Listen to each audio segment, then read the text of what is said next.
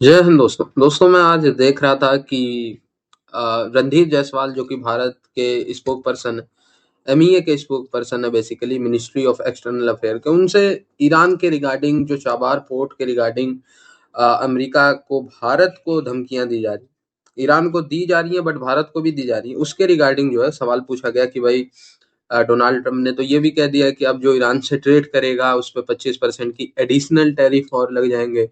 भारत तो पूरा का पूरा पोर्ट ही ऑपरेट कर रहा है ईरान में। ठीक है, पोर्ट बेसिकली ट्रेड के लिए यूज होता है।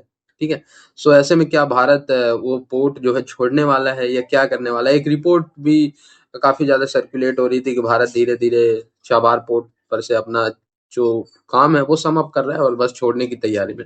सो इसका जवाब भारत ने दिया, बेसिकली रणधीर जायसवाल साहब ने दिया कि ऐसा कुछ नहीं है। भारत जो है अपना काम लगातार चाबार पोर्ट पे बढ़ाने में लगा हुआ है और हम उसमें से कोई भी कटौती अभी नहीं कर रहे। बेसिकली ये जो है जायसवाल साहब ने कहा। इसी के साथ साथ उन्होंने ये भी कहा कि अमेरिका ने हमें जो अप्रैल 2026 में चाबार पोर्ट छोड़ने के लिए कहा है ना, उस पे भी हम बात कर रहे हैं।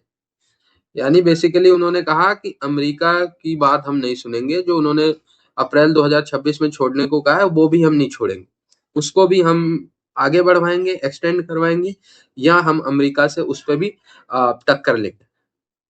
तो जब हम अप्रैल 2026 में छोड़ने को तैयार ही नहीं है, तो अभी क्या हम खाक छोड़ेंगे? बेसिकली जायसवाल साहब ने ये कहा। अगर उसको आईआर, इंटरनेशनल रिलेशनशिप और जियोपॉलिटिकल को पढ़ने वाले स्टूडेंट के रूप में मैं एनालाइज करता हूँ, तो उनके स्टेटमेंट की ये निचोड़ निकलता है। आप एक बार स्टेटमेंट सुने। 8 October 2025, as you are aware, the US Department of Treasury had issued a letter outlining the guidance on the conditional sanctions waiver, which is valid till 26th April 2026. We remain engaged with the US side in working out this arrangement. सो आपने देखा, उन्होंने कहा कि हम US side से engage करने और arrangement करेंगे कि किसी भी तरीके से हम चाबार पोर्ट पे लगे रहें। सो बेसिकली भारत का ये बयान आ चुका है और क्लियर मैसेजिंग पूरी दुनिया के देशों को कि भारत जहां पे निवेश करता है वहां पे अमेरिका के या किसी थर्ड कंट्री के प्रेशर से वहां से भागने वाला नहीं है। अब जब भारत चाबार पोर्ट नहीं छोड़ के जाएगा तो भारत ईरान से ट्रेड भी करेगा और ये सारी चीजें अब लगी रहेंगी। मुझे तो लग रहा है जैसे रूस के तेल को लेके भारत और अमेरिका की एक लंबी बहस चली ना, टैरिफ भी लग गए भारत पे 25% एडिशनल, कि रूस से आप तेल क्यों खरीद रहे हो रूस को। अब मुझे लगता है ईरान को लेके भी चलने वाली है। अगर अमेरिका भारत को नहीं समझा तो ईरान को लेके भी भारत और अमेरिका की टसल चलेगी। और भाई हम उनमें, उन देशों में नहीं है यार, जापान और कोरिया तो यूरोप के देश समझ रखे हैं कि जब मर्जी जिससे कहेंगे हम रिश्ते रख लेंगे और जब मर्जी तोड़ लेंगे, ये हम उनमें के नहीं। बेसिकली ये मैसेज जो है वो दिया जा चुका है। अच्छा दोस्तों, ईरान से भारतीय भी वापस आ रहे हैं। नरेंद्र मोदी जी और उनकी टीम ने ईरान में जो 10,000 के करीब भारतीय फंसे हैं उनको भी निकालने का मुहिम चला और मैं देख रहा हूँ वहां से अधिकतर जो मुस्लिम लोग ही जाते हैं भारत के ईरान में, तो वो नरेंद्र मोदी जी और उनके हुकूमत को बड़ा धन्यवाद दे रहे हैं। अच्छा, एक और ईरान के रिगार्डिंग खबर मैं देख रहा हूँ, सोशल मीडिया पे चल रही है। मैंने कंफर्म करने की कोशिश की तो पाकिस्तान में मुझे ऐसा कोई लोकल न्यूज़ रिपोर्ट भी देखने को नहीं मिली। एक छोटा-सा दिखा था मुझे फेसबुक पोस्ट, जिसमें ये दावा किया गया था कि एक माइनर ब्लास्ट जो है कराची पोर्ट पे हुआ है। बट एक शो अंजू पंकज जी और पूर्व एम्बेसडर दीपक वोरा जी ने अपने यूट्यूब चैनल पे किया, अंजू पंकज जी के यूट्यूब चैनल पे, जिसपे मैंने देखा कि अरे, जिसमें वो ये कहते हुए नजर आए कि पाकिस्तान के कराची पोर्ट पे ईरान ने अपने ड्रोन्स भेज के ड्रोन स्ट्राइक करवाई और एक कंसाइनमेंट जिसमें अमरीकी वेपन्स, लीथल वेपन्स, जो इन अपकमिंग मंथ्स ईरान के खिलाफ यूज हो सकते थे, पाकिस्तानी आर्मी उनको यूज करती, वो जो है डिस्ट्रॉय किया गया। फ्रीक्वेंट विजिट्स इतने जो मुल्ला मुनीर के हुए, पाकिस्तान के आर्मी चीफ के पाकिस्तान और अमेरिका के रिलेशन अच्छे भी हुए। तो ये चीजें जो है उनसे जोड़ के ये दीपक वोरा जी ने प्रिडिक्ट किया या उनको कोई जानकारी मिली होगी किसी सोर्सेज से, तो उन्होंने ये अपने यूट्यूब चैनल अंजू पंकज जी पे इसको डिस्कस किया, आप लोग देख सकते हैं, शो का लिंक भी मैं डाल दूंगा।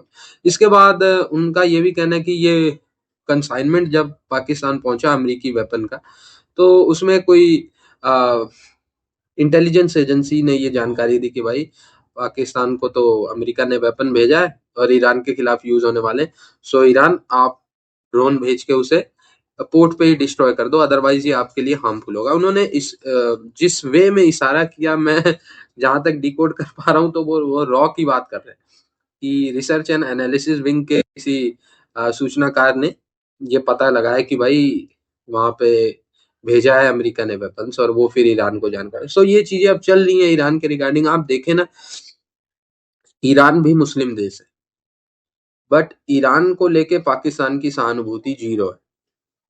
अब वही गजा को देख लो, बांग्लादेश को देख लो, रोहिंग्या के मुस्लिम के देख लो, तो रोते हैं, क्योंकि जहां से पाकिस्तान का फायदा है, जहां से वो पैसे बना सकते हैं, वहां पे ये मुस्लिमों के लिए रोते हैं। चाइना में मुस्लिमों के लिए नहीं रोते। बगल में पड़ोसी देश ईरान है, लगे हुए हैं इसराइल और अमेरिका, तो कौन कौन से देश उसको मारने पे लगे हुए हैं, रिजीम चेंज करने पे लगे हुए हैं, लेकिन पाकिस्तान खाक फर्क पड़ता है। पाकिस्तान तो बल्कि कोई 2-4 बिलियन दे तो अपनी सेना खुद भेज दे ईरान से लड़ने के लिए, ये सूरत हाल है। और वो जो दीपक बोरा जी ने कहा कि अमेरिका ने तो अपने वेपन्स भी भेज दिए थे, वो तो लड़े ही। तो एक तरफ पाकिस्तान है और एक तरफ भारत है। भारत जो कि ईरान में अपनी इन्वेस्टमेंट को बनाए रखने के लिए अमेरिका से भी आज दो दो हाथ करने को तैयार है। ठीक है, हालांकि मुझे मेरी एनालिसिस में और जो इकोनॉमिक के मेरे 2-4 दोस्त हैं, उनसे बातचीत हो रही थी कि 25% टैरिफ अगर भारत को ईरान की वजह से लगता है ना, तो वो भारत को ज्यादा लॉस करेगा, बजाय कि भारत अपना ईरान से ट्रेड बंद कर ले।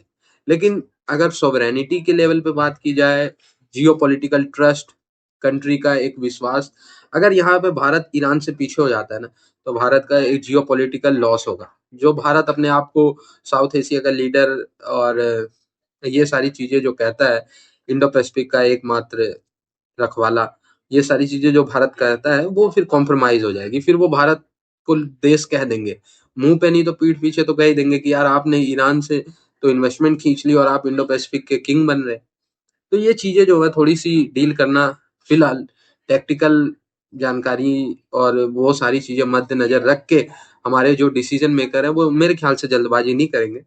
और अगर लॉन्ग टर्म में फायदा के लिए, थोड़ा शॉर्ट टर्म में अगर लॉस भी होता है, 25% का टैरिफ भी लग जाता है, ईरान से हम ट्रेड बंद नहीं करते, तो मेरे ख्याल से ये भारत के लिए बेनिफिट में रहेगा। बाकी आप लोग अपनी राय जरूर देना, भारत को चाबार पोर्ट पे रहना चाहिए, छोड़ना चाहिए, आपको क्या लगता है या क्या बेस्ट हो सकता है? तो आप लोग जरूर बताना।